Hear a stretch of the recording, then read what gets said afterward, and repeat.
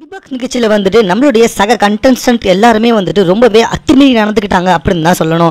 Big pass நிகழ்ச்சியில் வந்துட்டு உணவு அப்படின்றது எல்லாருக்குமே கொடுக்கப்பட்ட ஒரு விஷயம் தான். அதே மாதிரி பிக் பாஸ் நிகழ்ச்சியில் எல்லாருமே ஒற்றுமையாக தான் இருக்கணும்.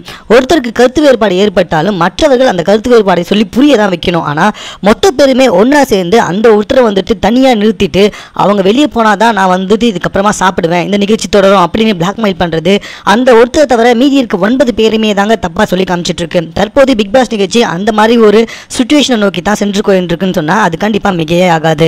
ஏன்னா நம்மளுடைய ஓவியாவின் கருத்து ஒரு பக்கம் இருக்கு, மீதி இருக்கும் 9 நபர்களின் கருத்து மற்றொரு பக்கமாக இருக்கு. மக்கள் என்னவோ ஓவியா பக்கம் தான் நியாயம் இருக்கிறதாக பேசிட்டு இருக்காங்க.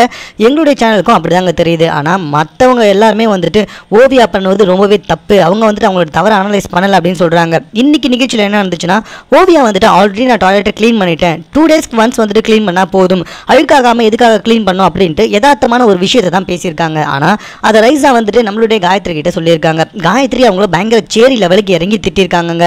இது மிகப்பெரிய சண்டையாக மாறி இருக்கு. அதுக்கப்புறமா மற்ற கண்டஸ்டன்ட் எல்லாமே வந்துட்டு ஓவியா இருந்தா நாங்கள் இதுக்கப்புறம் நிகழ்ச்சியை தொடர மாட்டோம் அப்படின்னு சொல்லியிருக்காங்க.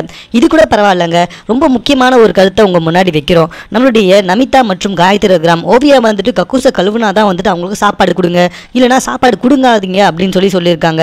நியாயமான விஷயத்த சொன்னவங்க நம்மளுடைய ஓவியா அந்த நியாயமான விஷயத்தை நிராகரித்து அவங்க அந்த கக்கூச கழுவுனா மட்டும்தான் அவங்களுக்கு சோறு, இல்லைனா சோறே கிடையாது அப்படின்னு நம்மளுடைய சக்தி கிட்டையும் போய் புகார் சொல்றாங்க. நல்ல வேலை சக்தி ஒருத்தராவது வந்துட்டு நாளைக்கு கமலஹாசன் சார் வருவார், அவர் வந்ததுக்கு அப்புறமா இதை பேசிக்கலாம் அப்படின்னு சொன்னார்.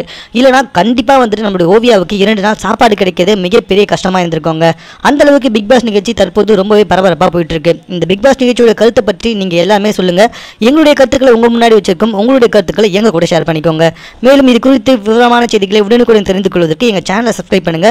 முழு வீடியோமே நீங்கள் பார்க்கணும்னா ஹாட்ஸ்டார்ல போய் பார்த்துக்கோங்க. இந்த வீடியோ உங்களுக்கு பிடிச்சதுன்னா லைக் பண்ணுங்க, பிடிக்கலனா டிஸ்லைக் பண்ணிடுங்க. இந்த வீடியோவை இது வரைக்கும் பார்த்ததுக்கு ரொம்ப ரொம்ப தேங்க்ஸ்.